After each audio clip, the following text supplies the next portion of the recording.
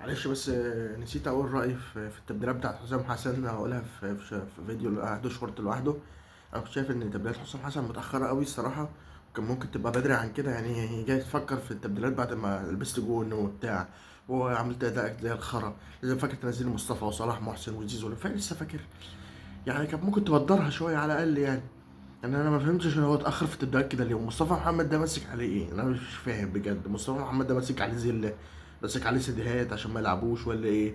ولا انا مش فاهم بجد يعني ما بيلعبوش ليه؟ عشان كل ده عشان شتموا بالام. ما بتحصل في احسن العائلات يعني. وياما لعيبه شتمت ولعبت يعني تقريبا يعني عادي. مشي الدنيا يعني، مش ممكن يعني. ده مشخصنها معاه قوي اوفر يعني. لما الماتش اللي فات بتاع بنين بينزلوا 118، واللي قبله بينزلوا 117 تقريبا. يعني حاجات متخلفه حسام حسن الصراحه يعني. ما بفهموش في التبديلات يعني. اتأخر قوي في التبديل. فأنا كنت شايف إن هو يعملها من بدري شوية يعني.